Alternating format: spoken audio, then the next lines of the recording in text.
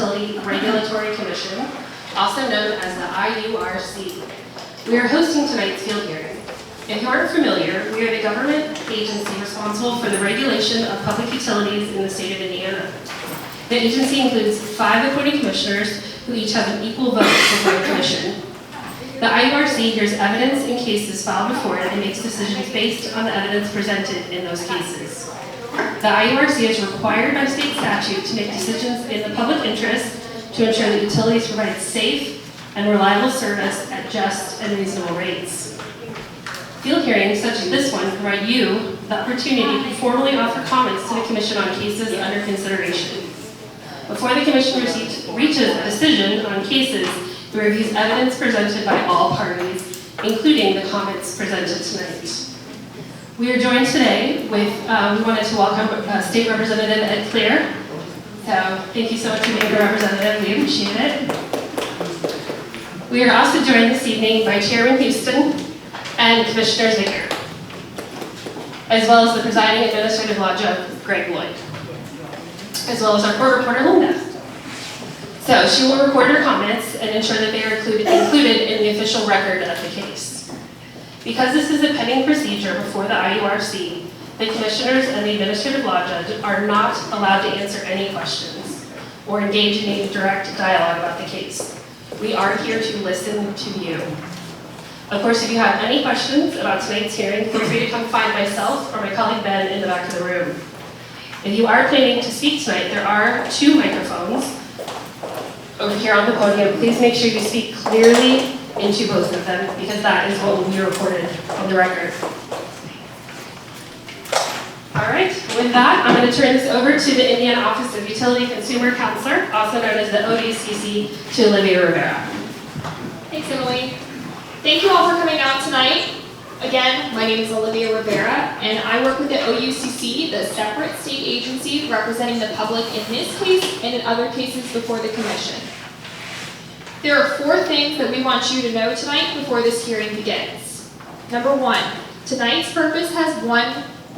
hearing has one purpose, and that is to hear comments from the public. You will not see a presentation from the utility tonight because it filed its case in writing back in April. The OUCC's fact sheet has a brief summary of the utility's request along with other information about the case on the back of the fact sheet. Again, tonight is about giving you the chance to speak to the commission. Number 2, this is one of many steps in the case process. Those steps are listed on the back of the fact sheet, and a final order from the IURC is not expected until next year. Number 3, a team of engineers, accountants, and attorneys, along with other experts from our office, has reviewed the utility's request, and we filed our initial testimony and recommendations back in July, but we are still inviting written comments, and that gets me to number 4. If you came in this way tonight, you should have received a form alongside your fact sheet. If you didn't, let us know, we'll get you one. If you would like to speak tonight, please fill out the top half of that form and return it to our table. If you don't want to speak tonight, you can still use that form to make written consumer comments, or you can do it after the hearing through the avenues noted in the fact sheet. Written consumer comments carry the same weight as spoken comments heard here tonight. They will become part of the formal case record so long as we receive those comments by August 22nd. Thank you so much for coming out tonight. If you have any additional questions, please feel free to come find me, my name's Olivia, or anyone over at the OUCC table. All right. Just want to add one more comment. The library has been gracious enough to let us meet here, but we do have the room until 7:45. So just want to make sure everyone's aware. The closing time of the library is 8 o'clock, and so we just need to be cognizant of that. Thank you. Thanks, Emily. All right, and with that, I will turn it over to Judge Lloyd to begin the hearing.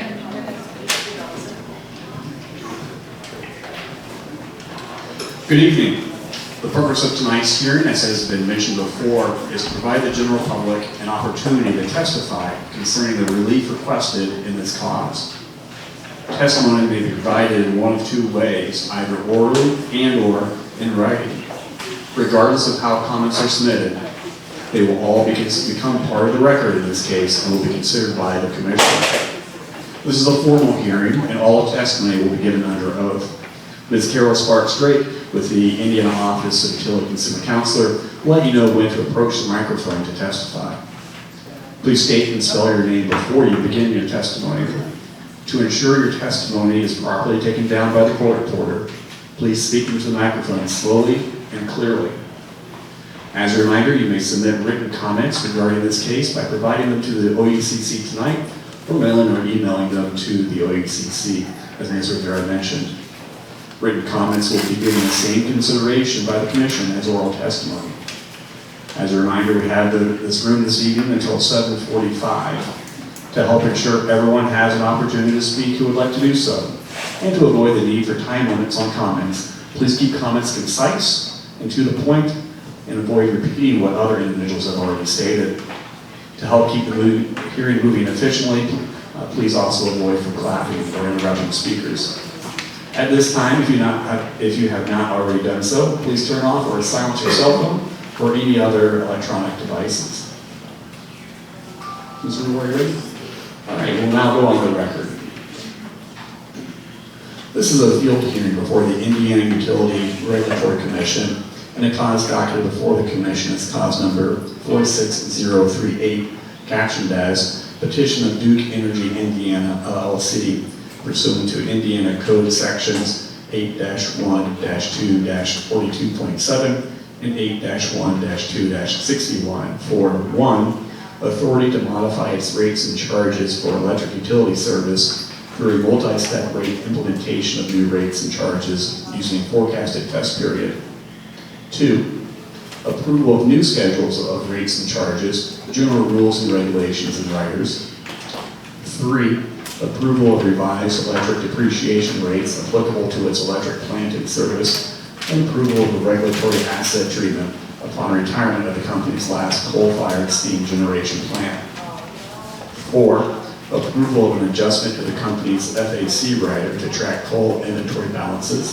And 5, approval of all necessary and appropriate accounting relief, including the authority to A, defer to a regulatory asset expense associated with the Edwardsport carbon capture and sequestration study, B, defer to a regulatory asset cost incurred to achieve organizational savings, and C, and defer to a regulatory asset or liability as applicable, all calculated income tax differences resulting from future changes in income tax rates.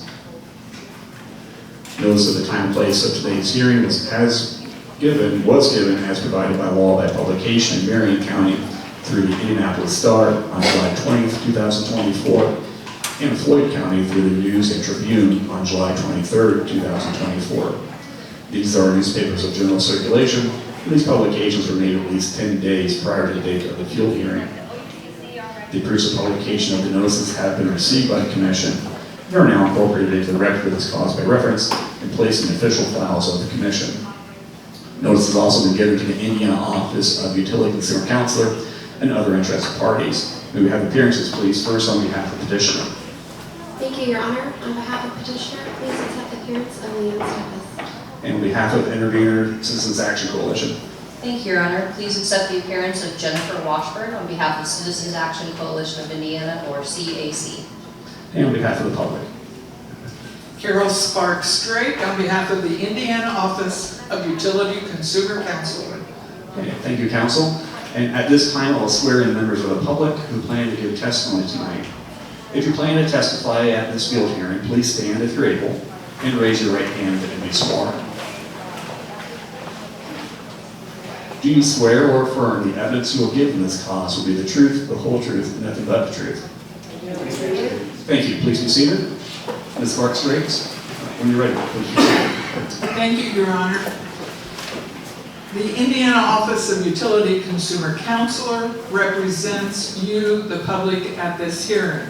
And what I'm going to do to help facilitate all of you getting an opportunity tonight to speak is to call 3 names.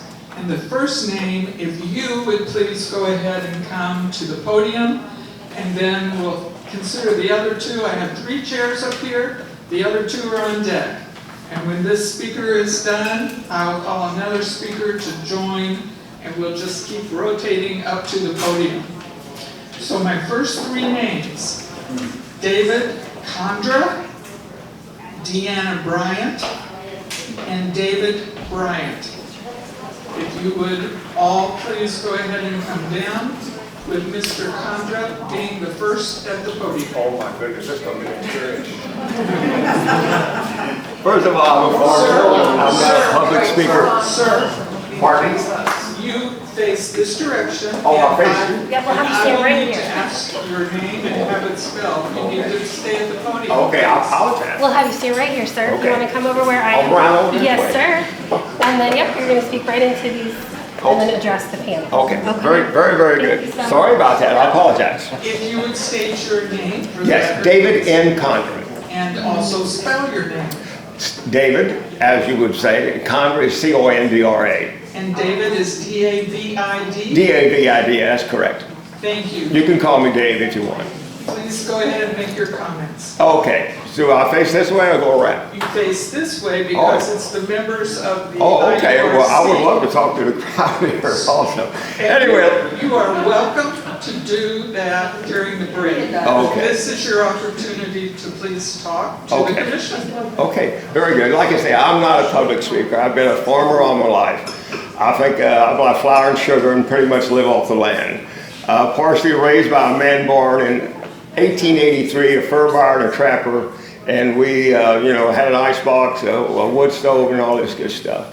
Well, my house was built in 1968, and basically pretty much built a lot of it myself. I got a huge barn, got 2,400 apples, 500 peach, 200 pears.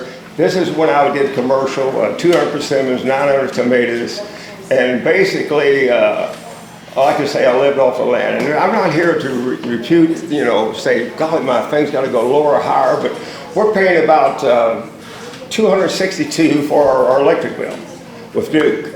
And basically, we live in 2 rooms and a bathroom, and the basement, is not heated. The other 2 rooms are not heated or air conditioned.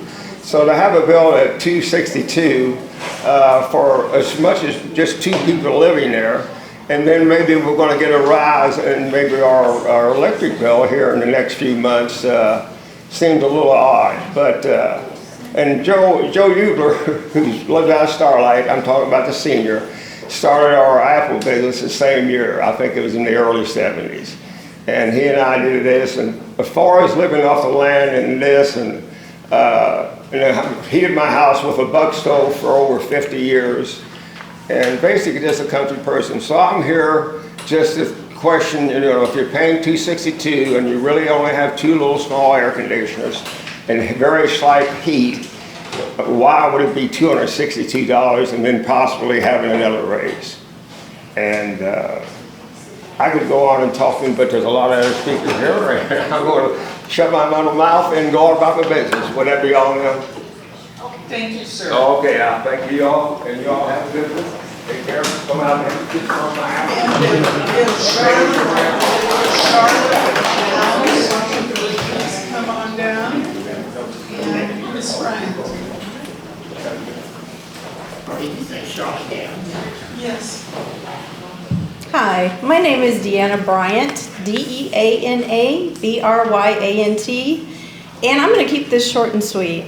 I'm a residential customer of Duke Energy, and we have had so many things go up in substantial prices the last few years, and what you're asking for is really going to cause a hardship to so many consumers.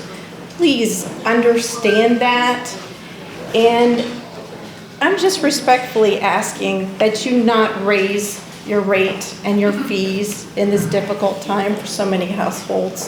Thank you. Thank you. Mr. Bryant. Doug Drake, if you would come down. If you would please state your name and spell it for the record. Yes, David Bryant, D-A-V-I-D, B-R-Y-A-N-T. I just want to touch on a few things related to our personal lives. So we just moved into a newer neighborhood in Floyd County. Our neighborhood is split between Duke and Harrison County REMC. Based on what I can see in the current rates, we pay similar monthly rates in similar houses. very much, the houses we're in are all very similar in size and layout, so the costs are going to be similar. With this increase, we're looking at probably $50 or more a month increase, just because we're on the wrong side of the line for Duke or Harrison County REMC. As a consumer, I don't really have a choice in this matter. I'm stuck with Duke. I can't go change utilities because there are no other options for me at this point. So, and that's mostly because Duke is a protected, publicly traded monopoly. We as a consumer have nowhere else to go. So I really rely on you all, the regulatory committee or commission, to protect us in this matter. And a rate increase like this really seems like we're rewarding Duke for their lack of business planning, because we've known that coal is a problem for years, and the lack of leadership in these matters. And they're pushing the cost and the burden back on us as the consumer, when they as a corporation should be driving these things through their own pocketbooks. Therefore, I'm asking you to protect us as the average Hoosiers and not to allow this excessive rate increase. Thank you. Thank you. Drake Williams. You ready? If you would please state your name and spell it for the record. My name is Charlotte Downs. It's CHARLOTTE, and it's DOWNS. And I just wanted to come up here because I go on vacation for like 30 days. My daughter comes and gets me, and I go to Alabama.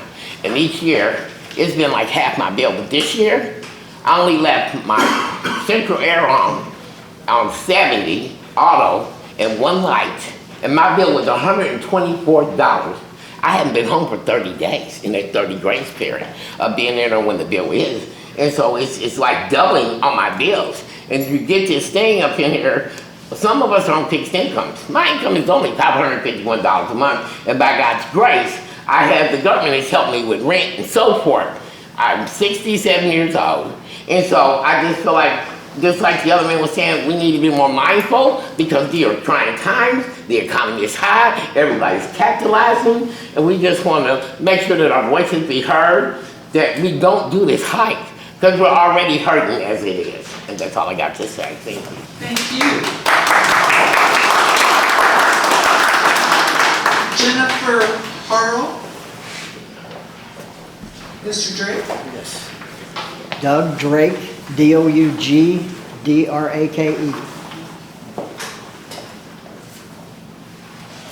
And I too, I'm not happy about any hike rates anywhere. However, there's a cost of doing business. Duke Energy has always responded very quickly to any situation. Currently at our home, we use Duke Energy. At work, Duke Energy. They are always responsive. And the cost of doing business, gasoline is not going down. The price is not going down. Being able to employ staff, there's an increase there. Our electrical grids have been dying for centuries, not centuries, but for decades. And I understand that we're all stretched and we all have budgets, and it is difficult, but there is a cost to doing business. And I think we have to consider, yes, it's difficult for all of us, really, to add more expense to a budget that's very limited. But there is a cost of doing business, and we have a quality service with Duke Energy. So those were my comments. Thank you. Thank you. Julie Wilson. Mr. Williams.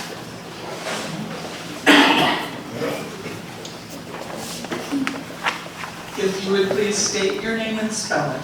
Drake Williams, D-R-A-K-E, W-I-L-L-I-A-M-S. Retired engineer, tech, high tech. An instructor in a college at Speed and at Rest Electronics. I know about this stuff. My secondary background is environmental health, and I worked for the Louisville Jefferson County Department of Public Health for almost 15 years. So I'm really, really sensitive to what is going on, and has been going on for years down here at the Gallagher plant. First of all, any increase at all in any fees, anything for someone who is on fixed income is a lot more egregious than you would believe. Someone says, well, it's just a 5% increase. That's 5% in just the power to you, but it's 5% to the local dealer, the local cop shop, the local public utilities, the guy who pays the bills for the traffic signal. Everything gets that 5% increase. So you're not just increasing the power bill, you're increasing everything by that same amount. Now think about this. You're controlling this monopoly, all right? They're successful, yes. They do a good job, yes, okay? They're acceptable, yes. But they also have been doing things to make sure that their monetary gains to this corporation is way beyond what even Wall Street would get. Wall Street investments run around 2% gain per year. They're running 9%, they want 10. They have been making a profit about their lack of pollution control from the ash down here. It's right next to the river. If the river was to flood, it's going to go through it. It's already contaminated the groundwater. Why don't we just recycle it, use it, build bricks out of it, put highways in it, okay? Use it. Do not just dump it or let it sit here or cover it over and wait for someone 100 years from now to let it go away. And first of all, they made the profit from it originally. The people in this town do not deserve to have to be forced to pay for the profit that they made over the last 40 years. We don't deserve that. The businesses here do not deserve it. The industry in this area does not deserve the increase. They're already making an incredible, incredible profit on their equity. 9%, and they want to go to 10.7? Are you kidding me? One of the things I found out yesterday when I was looking around, I've been a member of the union because I was forced to be a member of the union. I got to like it. My union specifically was very, very careful about the neighborhood and the people they take care of and the things they do that no one knows about, okay? These are the guys that fix your lines. They come out, the people that respond when you need help. But the thing is, they have been blamed in past hearings by this corporation as the reason for them to require an increase of almost 33% because of the union? No. I contacted the local guy today. They told me the last contract was a 4-year contract, and the total cost, the increase to the workers was 7.25%. I don't know if that's correct. I'm assuming it was, because I found similar. 7%, one says, there's some places outside of North Carolina where they got 9%. But 7.25% is what they got across the board. And that's from the IBEW, okay? I do not think that poor people, retired people, should not only have to pay extra on the bottom line for their electricity, the increase of the baseline, the increase of the cost of delivery, to pay for their pollution problem that they've made this huge profit over for all these years. We need to be careful here, because any increase is not just an increase in electric. It's an increase in the refrigerator. Okay? okay? It's a decrease in your savings, and it's a massive increase in the cost of living. And for people that are poor, people on a limited income, this could be.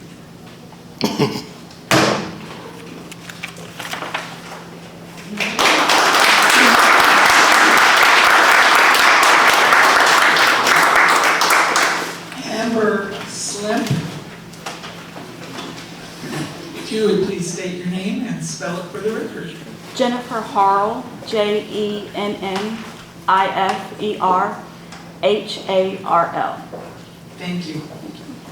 As an employee of the Jacksonville Township Public Library, I've seen firsthand the positive impact Duke Energy has made in the southern Indiana community.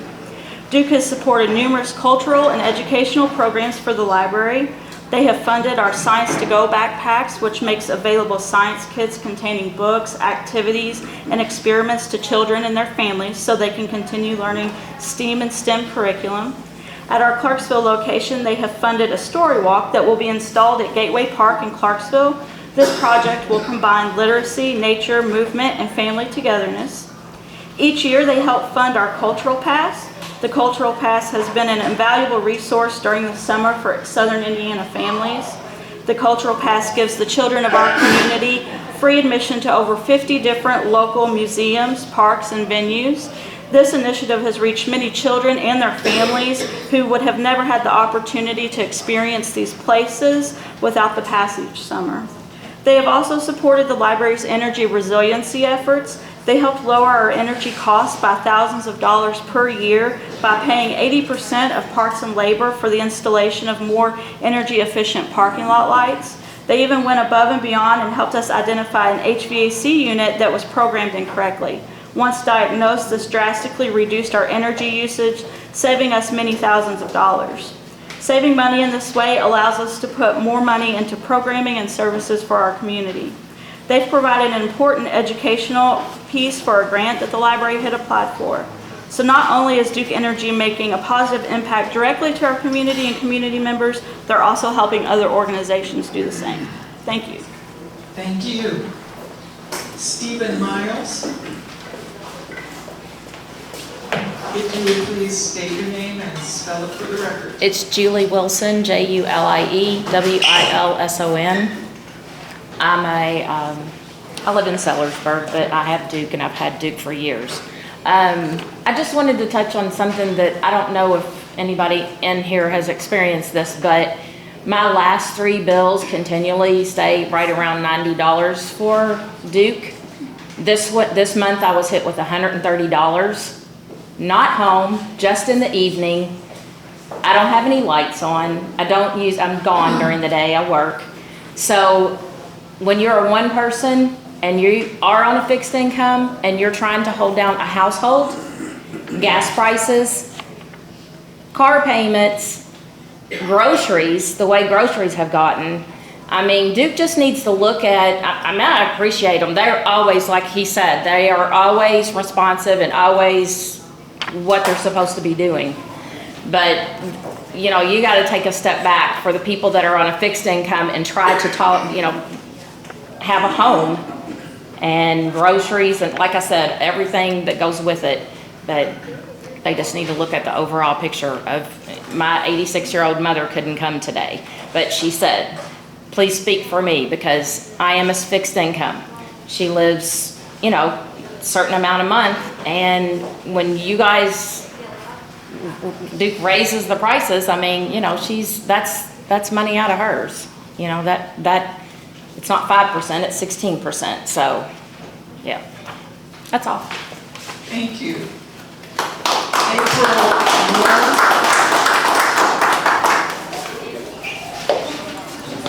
Ms. Slimp, Hi, please state your name and spell it. Yeah, my name is Amber Slimp, AMBERSLIMP. Not really good at talking in front of people, but I just want to point out a few things. So the executive compensation in 2022 for Duke Energy CEO Lynn Good was $21 million. That's a 30% increase from 2021. This makes her one of the highest paid utility executives in the United States with a CEO to median employee ratio of 171 to 1. The profit margins for them, despite seeking a substantial rate increase, Duke Energy reported a profit of $2.87 billion in 2023. That's a 17% increase from the previous year. This indicates a strong financial health, questioning the necessity of passing additional costs on to the consumers. Previous rate increase, Duke Energy currently requests a 16% rate increase over 2 years, aimed at raising $492 million annually. Comes only 4 years after a $146 million increase in 2022. This frequent and significant rate hikes suggest a pattern of placing financial burdens on customers rather than managing the internal efficiencies. Customer impact. The proposed rate increase would disappropriately affect residential customers. An average household consuming 1,000 kilowatt hours monthly would see their bill rise approximately 19%, or $27.63. This hike comes at a time when many customers are already facing economic challenges. Ultimately, I would question why Duke is placing responsibility on the consumer to fix the corporation's financial problems through rate hike, especially when it seems that a little less corporate greed and some trimming among the top executive salaries would be more than enough to cover their current financial troubles. Thank you.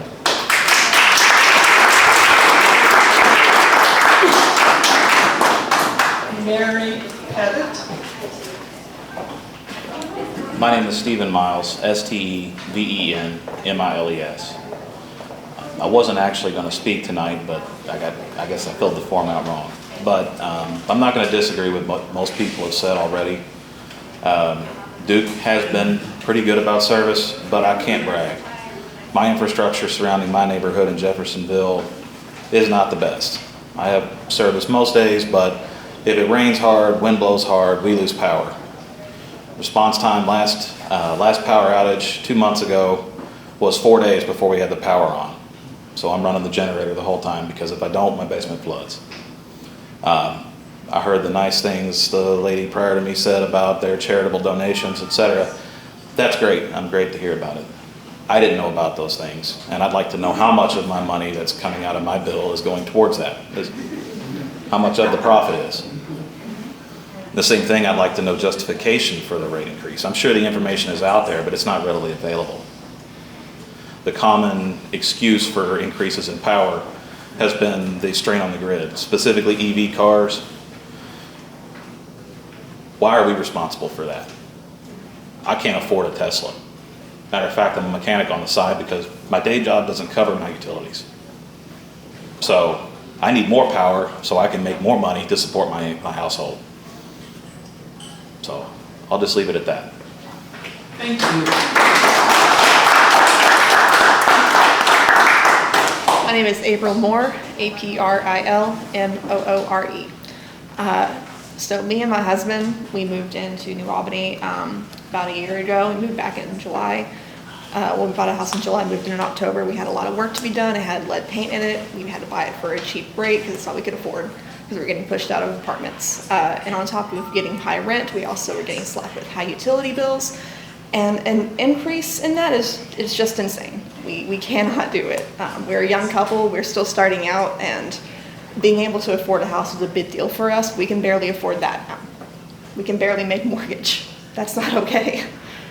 We're pretty average. We work decent paying jobs by any standard, and it's still not enough sometimes. We have to pull from savings frequently. That's just not okay for people to do that all the time, and including just to have refrigeration to refrigerate the little bit of food we can afford.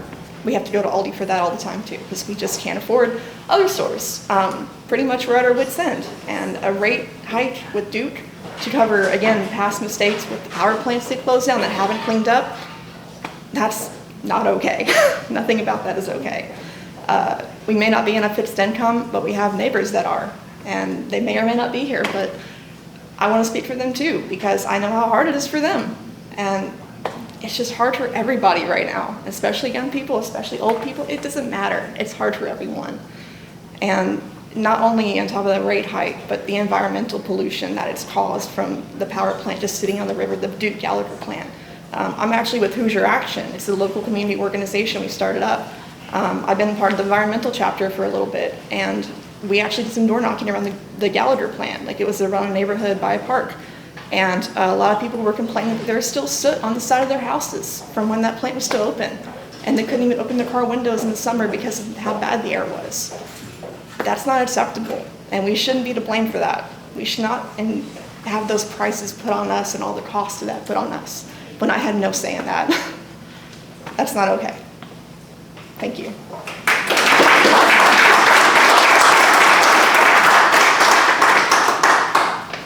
My name is Mary Pettit, M-A-R-Y, Pettit, P-E-T-T-I-T. I am a residential customer of Duke's, and I'm a very energy conscious, ecologically conscious person. I've had Duke come to my house and do an energy audit. I have adhered to many of their recommendations. I have allowed on my air conditioning unit to put the regulators, so when we are in periods of high consumption, I'm not using as much energy. Why is that important?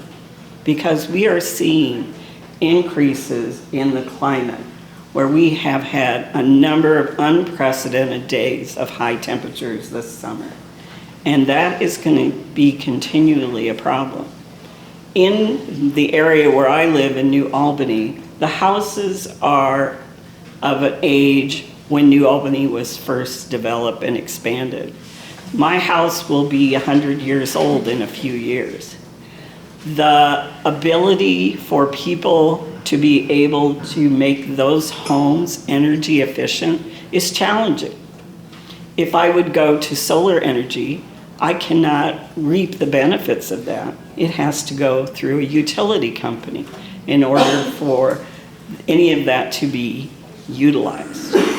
So I'm kind of stuck with what I have to work with, where I live. I wouldn't change where I live because there's a beauty to the older neighborhoods, the history that goes with that. And I believe that we need to keep up parts of town and love what we have and use resources and not tear down the old and build the new, because that's not good for the environment. When it comes to knowing the number of people in this area that are on limited income and how little housing is available for them, the number of Section 8 housing that is not available, and those houses that are not well maintained, they're not energy efficient, those expenses are not picked up by the landlords. Those are picked up by the tenants. So they have no recourse. They can't make their living area more energy efficient. All they can do is use less. But in some, they set the temperature. They have no choice. So we are putting an unusual heavy burden on people who are already burdened. How does that impact our community? How does it impact the day-to-day living of the people who are neighbors? How do we know if they are in safe houses?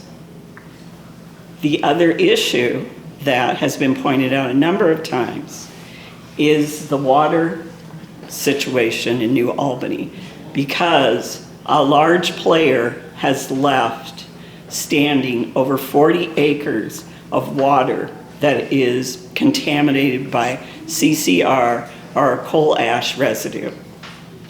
And the projected plan to take care of that is to leave it standing 30 plus years, to build expensive walls to keep water out, to cover it with expensive covers, to put in expensive monitors to monitor it, and to leave it in the floodplain of the Ohio River. So we also then will be bearing the burden of contaminated drinking water. I already filter my water because of that. How many people are affected by health issues from contamination of these heavy chemicals such as arsenic, which Duke has admitted that they did find traces of that in this water. So my question is, what's the payoff for someone like me who has limited options on choices, for someone who's my neighbor who may not be able to have any choices on their utility option? What's the payoff for me, for Duke, getting this increase? I think I'm bearing the burden of their poor management. Thank you.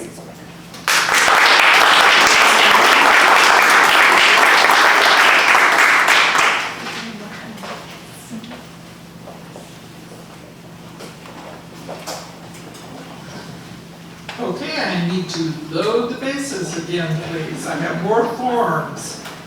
Beth McShane, if you would come to the podium, please. Brian Moore, on deck in the front row, please. And Gary Lavelle, also in the front row. If you would please state your name and spell it for the record.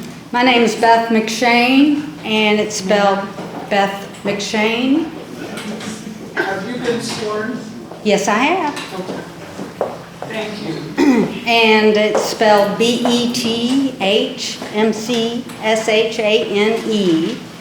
I'm a residential customer of Duke Energy, and I request the commission deny the $42 proposed increase to my electric bill.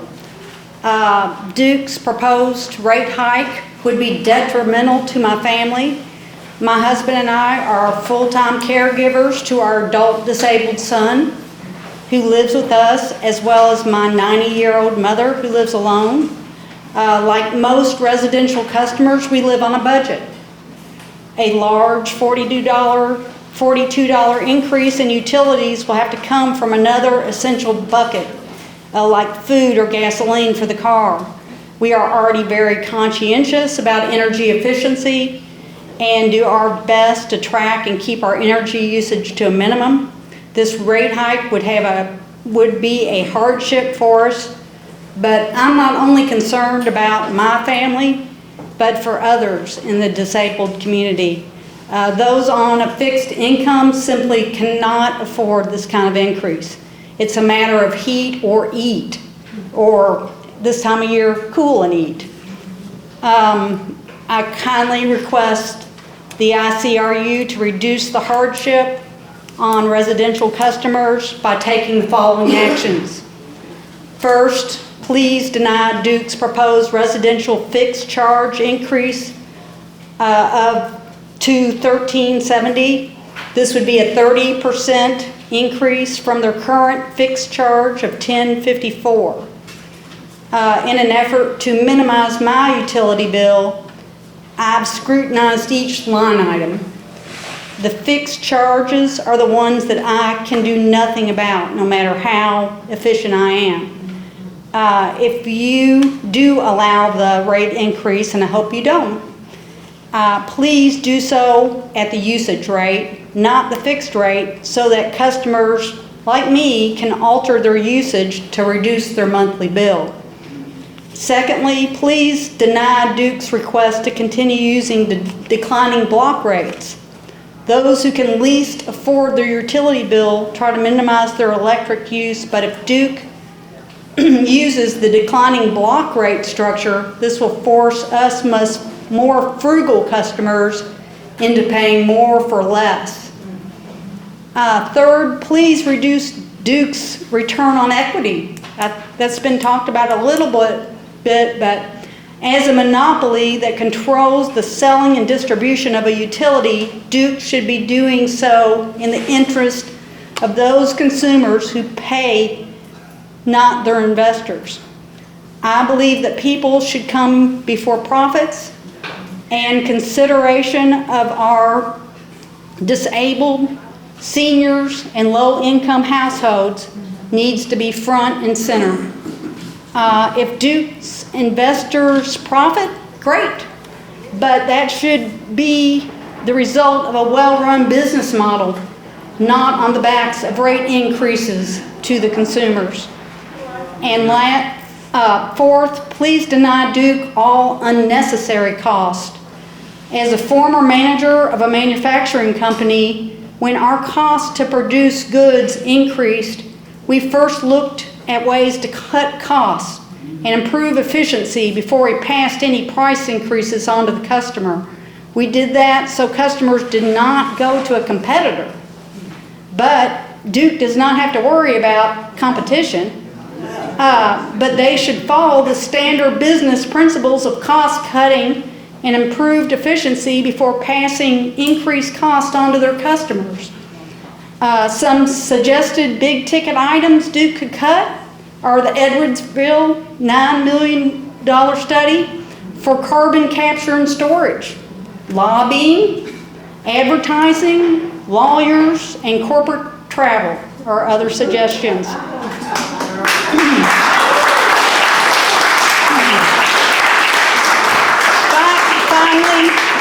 Finally, I'd like to add that in preparing for this meeting, I checked out the ICRU website and found your wonderful mission statement that says, in part, ICRU is required by state statute to make decisions in the public interest, to ensure the utilities provide safe and reliable service at just and reasonable rates. I hope you do just that. Thank you for your time.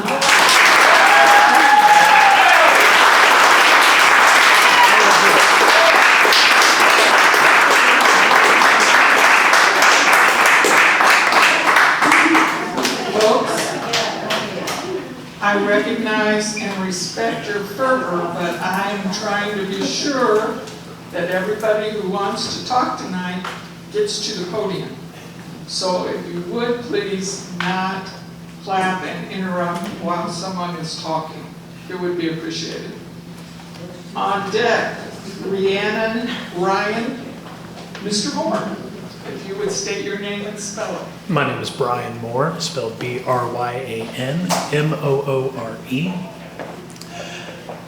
That one's going to be hard to follow. My neighbors here have made a lot of wonderful points with a lot of numbers and a lot of just good anecdotes. I would like to remind everyone that we are in the midst of a global climate crisis that threatens to kill us all. This is the hottest summer on record, and has been every single year of my 28 years on this planet. In the past 5 years, we have seen an unprecedented transfer of wealth from the poorest working people in this country to the richest in this country to the tune of trillions. And not just one or two, but tens of trillions, more than the GDP of most countries. This rate hike is another shameless, cynical gouge into the working class by those who already own everything. And as was stated, your presented duty as a committee is to protect us. You're our last and only line of defense in this. And I beg of you, listen to my people and keep this from happening, because we are already hanging by a thread and there's nowhere for us to go. The inflation, quote unquote, that has been rampant corporate greed across all sectors of the economy has gutted this town. Local businesses have been closing at a rate that can only be described as alarming. Places that have been open for 5 to 10 years are shutting their doors and leaving town and going back to just being residents because they can't afford to do the cost to, they can't afford the cost of doing business anymore because of these increases from the top. This has got to stop. We have no more room to breathe. Our backs are against the wall, and I am asking you, as public officials, to help us, because no one else can. Thank you.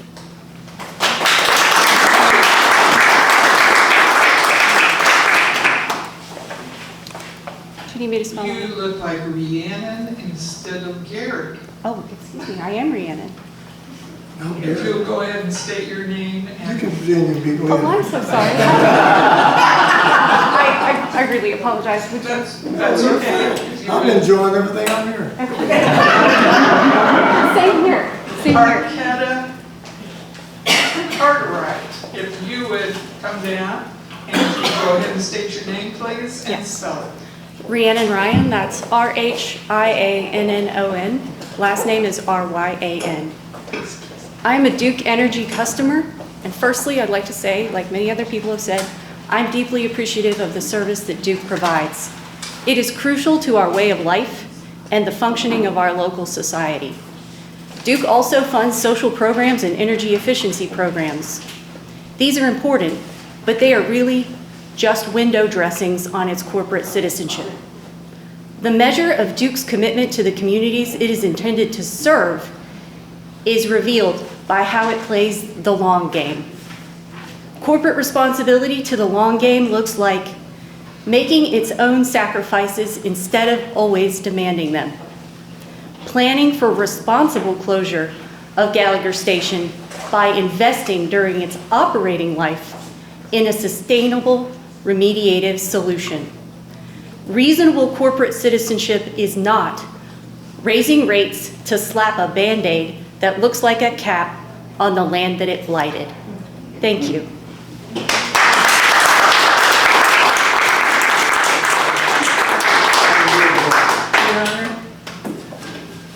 The remainder of those I'll be calling have not been sworn in. If you have not yet been sworn, but you're going to testify, if you would please stand if you're able. And then raise your right hand. And do you swear or affirm that the testimony you're about to give will be the truth, the whole truth, and nothing but the truth? Thank you. You may be seated, sir. My name is Gary. I'm the real Gary Lavelle. It's L-E-A-V-E-L-L. And as I said, I'm not even speaking up here. I've heard a lot of good testimony. But I think it's the problem. I can share many of the things they talked about because I've been in this community all my life. I worked 42 years for the state of Indiana in employment security, and I dealt with a lot of low-income people who were living on the margins. And I know what they feel, and I know what their challenges are. And I've studied that for many years. I reflect on my own experiences that I was born and raised in this community. For 48 years, I lived in a home, and I paid Duke Energy for the services that it provides to me, and I'm grateful. I'm grateful for it. I also have a business that I operate, small business, and I utilize their services. I pay for it, and I'm grateful, but I can't afford it for a variety of reasons, one being the increases that have happened over a period of years. As a business person, that means I have to pass my charges to other people who can't afford, who may not, at some point in time, may not be able to afford the services that I provide to them as a restaurant. So I face that challenge as well. What do I do in terms of being able to remain viable and still serve people in my community? I'm not the only one. I guarantee you there's many small businesses that face that. But my concerns, I have a card here from a company that deals a business that talks about Duke Energy, the worst thing in the world. I got one that talks about how it exploits the people and so forth. I don't think Duke Energy exploits the people. I think our system exploits the people because it is a utility. It has become one that is essential to our lives. And I think there's an insensitivity to how we reward businesses such as Duke when they ask for additional resources. Now, as I mentioned to you, I worked 42 years for the state. When they give us a raise, it's 1%. Why don't you give Duke 1%? You get my point? We have to learn to be fair in terms of how we disperse our resources and how we give people certain advantages in order for them to provide services. I don't think any of the communities here, whether it be New Albany or Jeffersonville, could do without Duke Energy and its ability to provide those services to new businesses moving into the community. The cities can give them new business moving into the community. They get tax deductions and incentives for them to come in and serve us. That's okay, but guess who pays that? We do. It comes out of our pocket. My point is this. Indiana has some of the finest universities and colleges there are in this country. We have very smart people who have researched what we're talking about. The gentleman talked a few minutes ago about what's happening. I was just talking to some friends of mine just the other day. When I was a youngster in high school, we used to go around and shovel snow in Jeffersonville. We can't find snow anymore. There's a reason for that. There's a reason for that. Okay, I'm sorry. Yes. Yeah, but they are taxpayers. But she cannot pick you up for the record. Okay. Oh, she gave, okay, I'm sorry, sweetheart. Let me say this, I'm sorry, but I just wanted to acknowledge the fact what you talked about. We, as citizens, have heard the discussion that's before us in terms of what's happening to our environment. And what have we done? And I just took some notes. I traveled quite a bit up 65. I don't know how many of you have traveled up past Lafayette and seen the windmills. That's over there, where the farmers have sold their property, or at least they're leasing some of the property off, and they have bought into the concept of what we're talking about, global warming and so forth, and that is happening. There are other ventures in this community where people are trying to do that, but there is no support. And that's what I mean when I say that our elected officials, I'll just be honest, they are failing us. Because it's coming, whatever you want to think the cause is. The facts are that we all have experienced and are experiencing what we're going through. And my concern is, when it comes to Duke Energy, I'll give you an example. If you are paying Duke Energy for their services, and you may be running a little late, and you call them to their customer service, and you say, I'm going to pay you, now they're going to charge another $3 just for you to do that. Okay? So you as a consumer, even paying more than what you're paying for what you're getting for the service, just to get the service to pay them. Someone benefits from that. Is it Duke? I've talked to their workers, and I often complain with them about people who have to do that. And I shared with them, I think it's unfair that they can charge us for the very thing that we are paying for in the first place, and they get the benefit through their grants and through their whatever it is that they're asking for. $42 may not seem like a lot of money to a lot of people, but if you're on a fixed income, it makes a world of difference to some people. So what I'm hoping that we would learn to do is, number one, be honest about what we're faced with in terms of the future, in terms of what's happening with global warming, and be honest in terms of, if we're going to give you a raise, what is your contribution back to those people who cannot afford your services? You're making profit. If you weren't making profit, you wouldn't be in business. You have shareholders, guess what? They get their money. You don't take it away from them, you take it away from the people who are the least ones that can afford the services that you're talking about. So I'm hoping that in the future, when our elected officials sit around the table and talk about utilities and what we're going to do, that they take into consideration that many of the points that have been made here today from people who represent people who are in dire situations. They have to give up a meal in order to pay a bill. And we shouldn't be in that situation. We're the richest country on this earth. And under no circumstances we have people, especially people when they get to be my age of 78, that have to give up a meal to pay a bill when they have contributed all of those years. So I'm hoping that when they think the next time, they talk to people like Duke Energy and other people who come for money, not because they care about us, they're insensitive to us, the people, but they're more sensitive to their shareholders than they are to the people that they're supposed to serve. Thank you.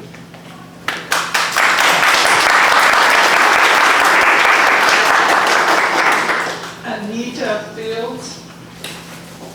Are you Miss Cartwright? Would you please go to the podium?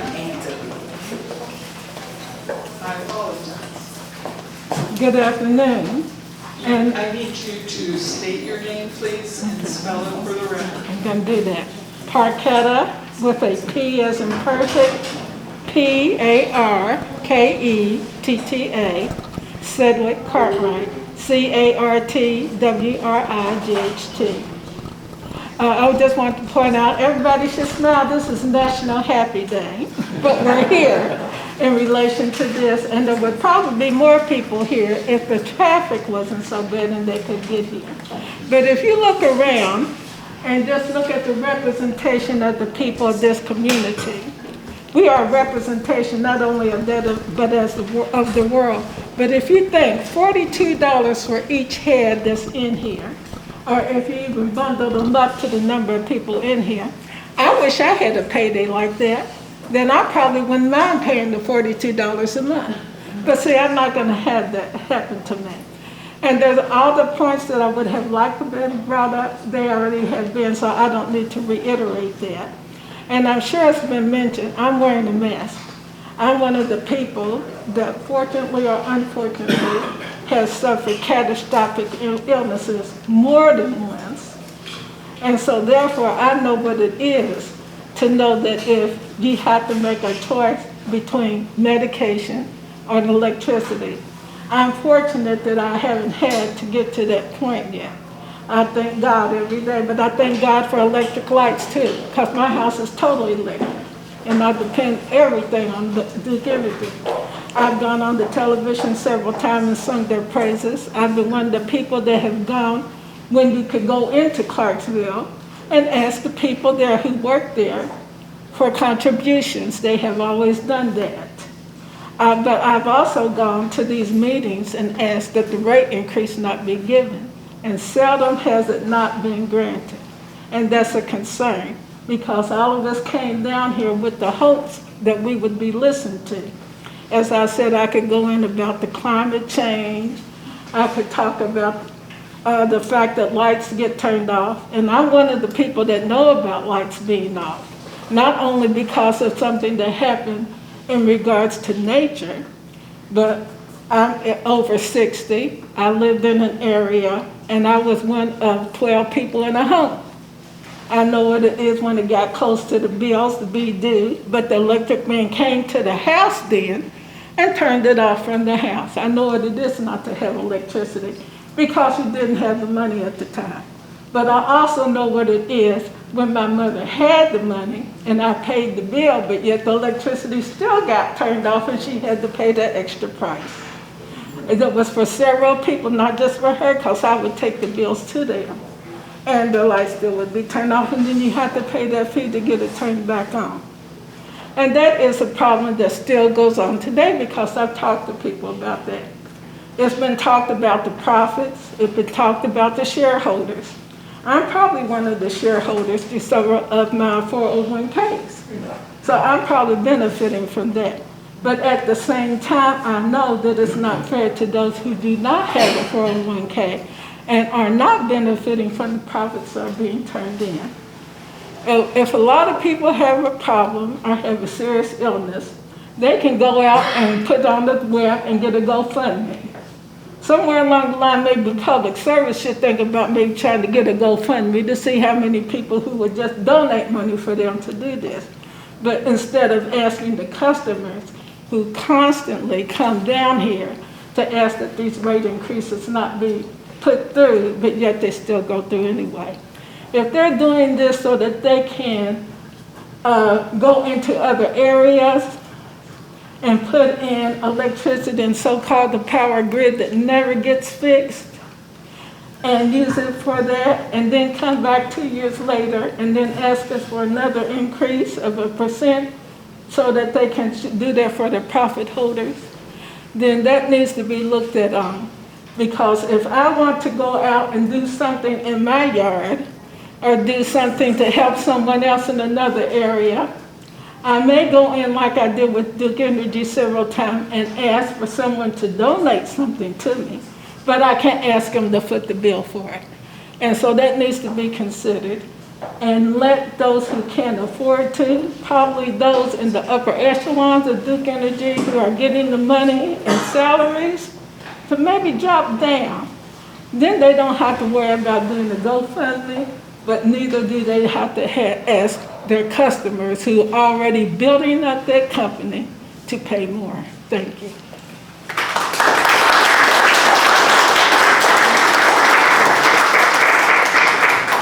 Sarah Lee. Ms. Gibbs.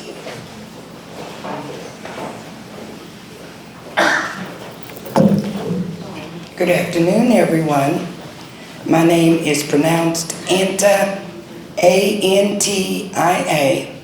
My last name is Fields, F as in Frank, I-E-L-D-S. I am the president of the Jeffersonville Clark County NAACP, and I am here to speak on behalf of the community that the increase would truly be a steep one for our families, for working moms and dads who are trying to educate their children. An extra bill on the family would cause them great hardships. Also, our elderly and people who need medications with medical devices that require electricity. I know that within the corporate structure of companies such as Duke, your vision, your mission, and your purpose statement has outreach clauses and sentences to the community. I also know that there is goodwill mentioned within those boundaries. So I would ask the leaders of Duke Energy to greatly consider a part of their community outreach efforts is that they not increase the monthly rate $40 or $42 due to the fact of the dire hardship that it would cause on our community. I also know that in a few years, if it's not increased at this time, they should come back and possibly reconsider it. But I ask you that you look for other ways and means to do that besides putting this burden on the citizens of our communities. Thank you.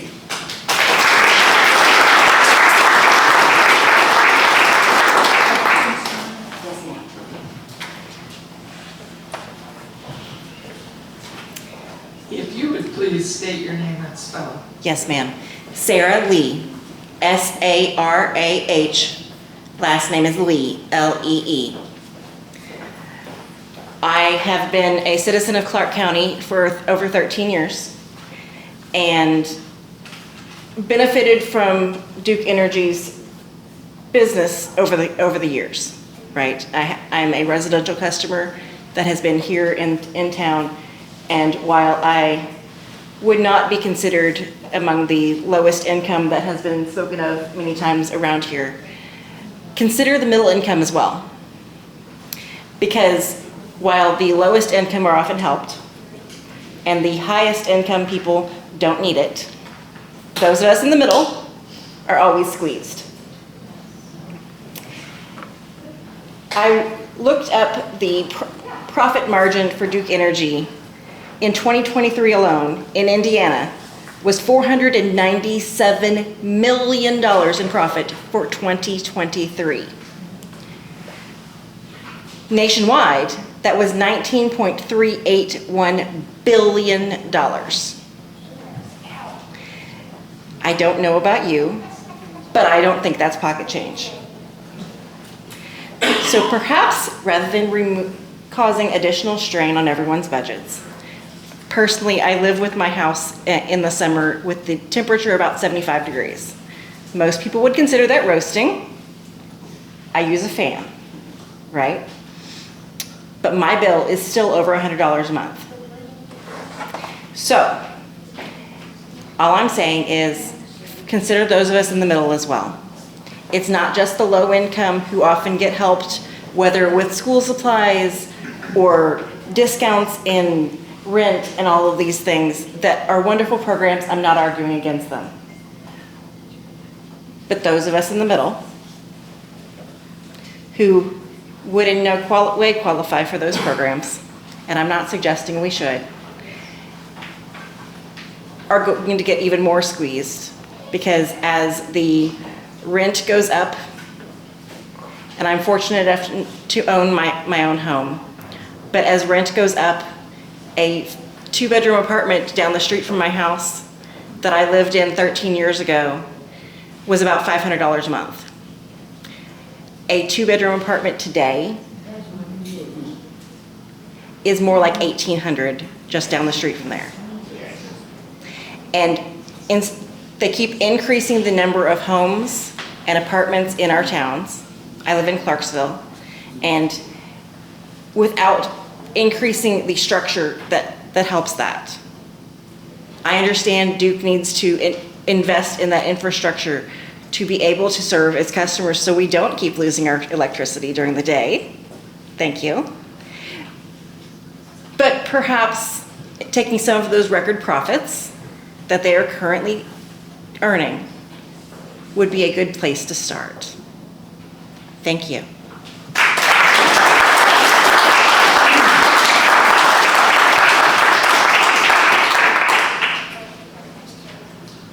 Your Honor, I have no additional forms from anyone that they would like to speak, so I would request a short recess at this time, both so the court reporter can take a break and so that anyone who does want to speak can go to the table and submit a form.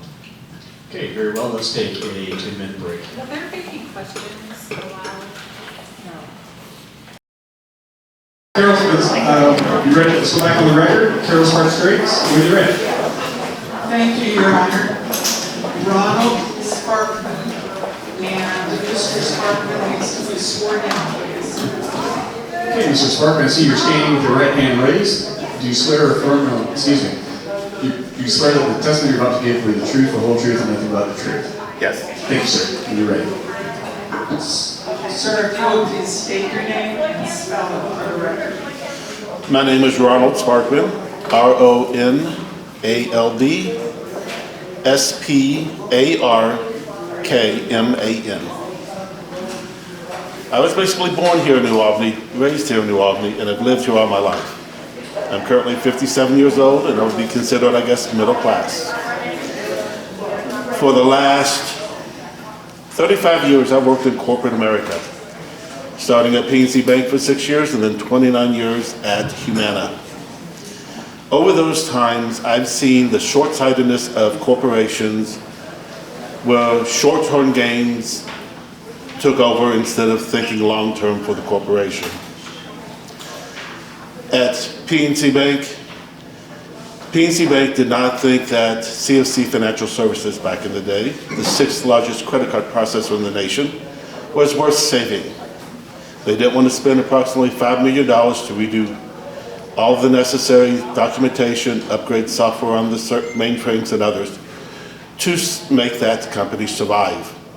They instead merged it with Nabanco, the largest credit card processor in the nation. At that time, they lost approximately 85% of the business because of short-term greed. Then the corporation at Pittsburgh announced Pittsburgh, along with all other parts of PNC Bank throughout the nation, was going to create a credit card processing company. They then created a credit card processing company using the software that was supposed to cost too much money to upgrade. They were going to use that for their new credit card processing company. So they lost 85% of the business from one company that could have made them instantly the 6th, maybe even the 5th largest processor in the nation. Unless there was something due to federal regulations, they lost big time. Humana I worked there for 29 years. I saw 3 attempted mergers or selling of Humana to other corporations. During that time, again, they looked short-term. Let's cut costs. Let's do this, let's do that to make us look better to sell. All 3 times failed. It took down our stock prices. It cost a lot of people their jobs, caused the corporation a lot of bad press, locally and nationally. Again, short-sighted. I've heard about Duke Energy now, how their short-sightedness on how to operate Gallagher and close Gallagher, and how the short-sightedness of other operating coal power plants is going to cost them millions upon millions of dollars. And they want us to pay for it. Just like Humana, just like PNC Bank, short-sightedness on their part is going to cost us a bunch of money. I don't think it should be us paying that. They need to start taking responsibility for their action and lack of action. So let's make sure that if we do approve anything for them, they use it here. They make sure to increase the ability here locally of their actions, not just New Albany, Clarksville, etc., but wherever they provide service. They need to provide service, they need to provide jobs, because they're currently losing jobs all over here because they're closing our plants down. So they're not going to provide us with the tax base. They're not going to provide us with the necessary tools locally because they're going to cut jobs again. That is short-sightedness. Let's stop it and make them look long-term and make them take responsibility for their long-term issues. Thank you.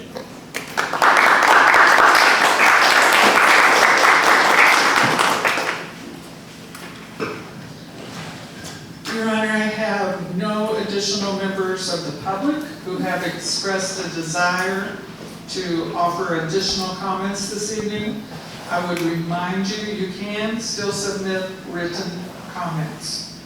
And with that, I would move for the admission of Public's Exhibit FHD1. Ms. Steffes, any objections? No objection, Your Honor. Ms. Washburn? No objection, Your Honor. Public's Exhibit FHD1 is admitted into evidence. Ms. Sparks-Drake? Nothing further, Your Honor. Okay, ladies and gentlemen, thank you for your participation in this hearing. Cause number 46038 is continued to the evidentiary hearing to commence at 9 a.m. on August 29, 2024 in room 222 of the PNC Center, 101 West Washington Street, Indianapolis, Indiana. We will now go off the record.